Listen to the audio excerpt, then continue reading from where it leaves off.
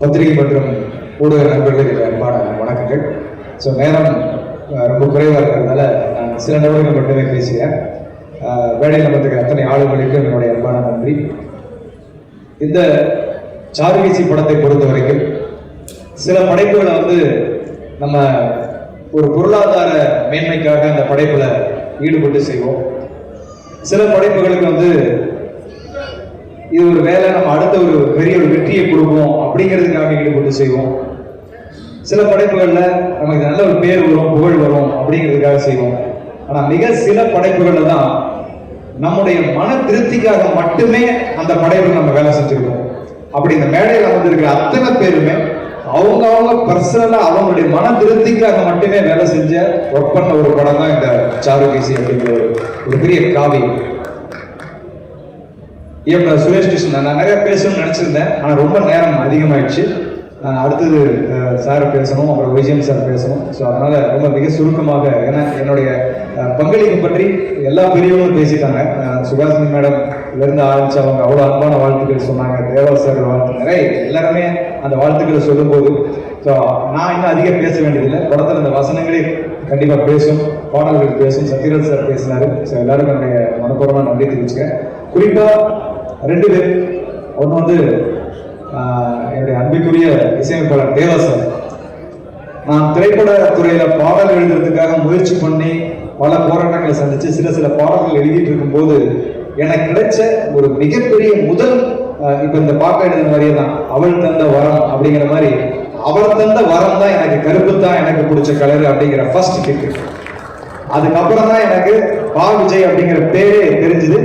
அந்த பாட்டை நான் தான் எழுதினேன்னு சொல்லி அவர் தான் உலகமெங்கும் எனக்கான அடையாளத்தை, அங்கீகாரத்தை இன்னைக்கு வரைக்கும் வாங்கி கொடுத்துட்டு இருக்காரு. எல்லா இடத்துலையும் எனக்கு இல்லை, எழுத்தாளர் கவிஞருடைய பெயரை சொல்ற ஒரே இசையமைப்பாளர் தேடி சேர்த்துள்ள தேவா அவர்கள் நான் துணிவோட இங்க பதிவு செய்ய ஆசைப்படுவேன். அதே மாதிரி மிக முக்கியமான அவருடைய இசையில் இந்த படத்துல முழு பாடல்கள் எழுதியிருக்கோம். ஸோ இந்த குறிப்பா இந்த படத்துல நான் எதிர்பார்க்கிற இந்த கிளைமேக்ஸ் சாங் இறைவனை பற்றி ஒரு ஆளுமை மிகுந்த பாடல். சாமி பாட்டு நிறைய பாட்டு எழுதுவோம், அம்மன் பாட்டு எழுதுவோம், முருகர் பாட்டு எழுதுவோம், சிவன் பாட்டு எழுதுவோம். அதெல்லாம் தாண்டி இந்த கடவுள் இல்லைன்னு சொல்றவங்களுக்கு பிரச்சனையே கிடையாது. கடவுள் இருக்காருன்னு சொல்றவங்களுக்கு தான் பல பிரச்சனை. அவர் எங்க இருக்காரு? ஈசானி மூலையில் இருக்காரா? இமயமலையில் இருக்காரா? எங்க இருக்கிறாரு? சிலையில் இருக்காரா? இந்த சாமி கடவுளா, அந்த சாமி கடவுளா? அப்ப இறைவன் ஏகன். அப்ப இறைவன் எங்க இருக்கான்? அந்த இறைவன் உனக்குள்ள இருக்காங்கிற விஷயத்தை வெளிப்படுத்துற ஒரு தன்மையை அந்த கிளைமேக்ஸ்ல சொல்ல வேண்டிய ஒரு சூழல் இருந்துச்சு. ஸோ அப்படிப்பட்ட ஒரு பாடல் இந்த படத்துல இடம்பெற்றிருக்கு. அதற்கு தேவசாருக்கு மனப்பூர்வமாக நன்றி சொல்லிக்கிறேன். இரண்டாவது மதிப்புக்குரிய ஒய்ஜிஎம் சார். பல ஆண்டுகள் 22 வருஷம் எங்களுடைய அன்பு தொடர்கிறது. ஏன்னா என் பையனுக்கு ஒரு சீட்டு கொடுத்து அவ்வளோ வருஷம் ஆச்சு. ஸோ அதுல இருந்து ஆரம்பிச்சு பல பயணங்கள், அப்புறம் இளைஞர்ல நாங்க கூட சேர்ந்தோம், அப்புறம் ஆருத்ரா திரைப்படத்துல கூட நடிச்சார். இப்படின்னு பல பயணங்கள்ல ஒய்ஜிஎம் சாரோட இருந்திருக்கேன். பல நாடகங்களுக்கு என்னை கூப்பிடுவாங்க, நான் நிறைய நாடகங்களுக்கு போயிருக்கேன். ஆனா பாருங்க, இந்த சாருகேசி படத்துல முழு பாடலும் டயலாகும் எழுதினாலும் நான் மேடை நாடகத்தை பார்க்கவே இல்லை. அதுக்கான எனக்கு வாய்ப்பு எனக்கு அதுக்கு அமையல. அவருக்கு அதை கூப்பிடல, ஏன்னா நான் வரமாட்டேன். கூப்பிட்டீங்களா சார்? சரி, சாரி சார், பட் அந்த நேரத்தில் நான் வந்துட முடியாமல் போயிட்டு நினைக்கிறேன்.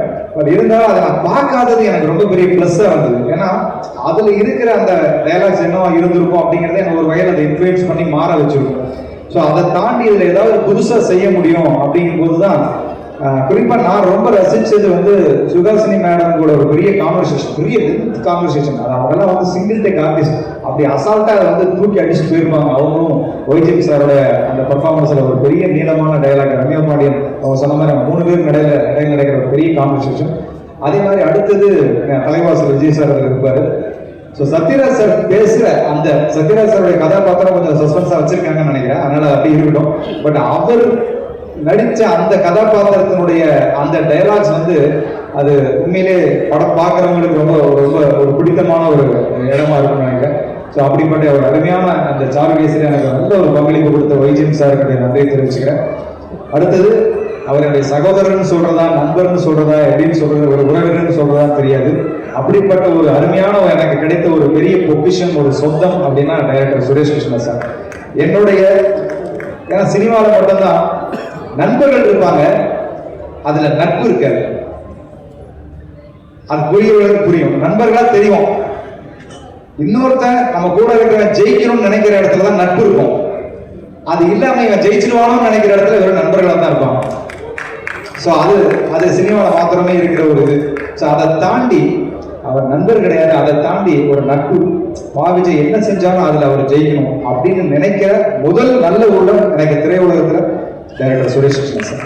ஸோ அப்படிப்பட்ட ஒரு அற்புதமான ஒரு ஹியூமன், மனிதன் நேயம் மிக்க ஒரு மனிதன். அவருடைய எல்லா லைஃப்ல நடக்கிற விஷயங்களும் எங்களோட ஷேர் பண்ணியிருப்பாரு, நானும் அவரோட ஷேர் பண்ணியிருப்பேன். பல சீக்ரெட்ஸ் எல்லாம் நாங்கள் ரெண்டும் ஷேர் பண்ணியிருக்கோம். ஸோ அவருக்கு எனக்கு மட்டுமே தெரிஞ்ச பல விஷயங்கள் இருக்கு. ஸோ அப்படி ஒரு அருமையான ஒரு டைரக்டரோட, இன்னும் சொல்ல போனா இளைஞன் படத்துல தான் எனக்கு டைரக்ஷன் பண்ணணுங்கிற ஆசையே அவர் மூலமா தான் வந்தது. ஏன்னா நடிச்சவன் என்னை வந்து கேரவானுக்கு எங்கேயும் அனுப்ப மாட்டாங்க. அடுத்து என்ன எடுக்க போறோம்னு பாரு அப்படின்னு சொல்லி அங்கே டீச் பண்ணி ஒரு டீச்சரா, ஒரு மாஸ்டரா எனக்கு இருந்து ஒரு ஃப்ரெண்டா இருந்து இந்த படத்துல எனக்கு ஒரு பெரிய ஒரு நல்ல பேர் கொடுக்குற ஒரு படைப்பாளியா இந்த படத்துல எனக்கு வந்து ஒரு பெரிய வாய்ப்பு கொடுத்தாரு. ஸோ சுரேஷ் கிருஷ்ணன் சாருக்கும் என்னுடைய மிக மிக நெஞ்சான நன்றிகளை சொல்லிக்கிறேன். அதே மாதிரி ப்ரொடியூசர் அருண் சார், அவரும் இந்த படத்தை வந்து ஒரு கலைத்துவமான ஒரு படைப்பாளியா இருக்கிறதால தான் இப்படிப்பட்ட ஒரு படத்தை தயாரிக்கணும் அப்படிங்கிற ஒரு பெரிய ஒரு எண்ணமே ஏற்பட்டிருக்கு. ஸோ அவருக்கு கண்டிப்பா திரையுலகத்துல ஒரு பெரிய ஒரு ராஜபாட்டை காத்திருக்கிறது. மேலும் எனக்கு நெருக்கமான 2 நண்பர்கள் நான் மறக்க முடியாது. சுரேஷ் கிருஷ்ணா சாரோட 2 கண்கள்னு சொல்லலாம். ஒன்னு வந்து கேமராமேன் சஞ்சய், இன்னொன்னு எடிட்டர் ரிச்சர்ட். ஸோ அவங்களுடைய பெரிய பங்களிப்பு இந்த படத்தை மிகப்பெரிய ஒரு பலமா தாங்கிட்டு இருக்கு. கண்டிப்பா உங்களுக்கு எல்லாருமே தெரிஞ்சிருக்கும், இவ்வளவு பேர் சேர்ந்து ஒரு ஆத்மார்த்தமா ஒரு மேடைக்கு மட்டும் பேசாம எல்லாரும் ஆத்மார்த்தமா பேசும்போதே அந்த படம் எவ்வளவு நல்லா பேச போகுது அப்படிங்கிறத உங்க எல்லாரையும் புரிஞ்சுக்க முடியும்னு நினைக்கிறேன். நிச்சயமா இறைவன் இந்த படத்திற்கு மிகப்பெரிய வணிக ரீதியான வெற்றியும் தர வேண்டும் என்பதை எல்லோரும் சார்பில் இந்த இடத்தில் பதிவு செய்து இந்த அற்புதமான வாய்ப்புக்கு எல்லாருக்கும் நன்றிகளை சொல்லி விரைவுகிறேன். நன்றி, வணக்கம். Thank you so much sir. கருத்து தான் எனக்கு பிடிச்ச கலரு, அந்த பாடம் தான் உங்களுக்கு ஒரு முதல் வரவேற்பு கொடுத்தது அப்படின்னு சொன்னீங்க. ஆனால் இன்னைக்கு உங்களுடைய வரிகள் எந்த நிறத்தில் இருந்தாலும் சரி, எந்த வடிவத்தில் இருந்தாலும் சரி, எங்க எல்லாருக்குமே ரொம்ப பிடிக்கும். இன்னும் உங்களுக்கு ஒரு பெரிய நன்றி. இந்த படத்தினுடைய இயக்குனர் அண்ணாமலை, பாஷா, பாபா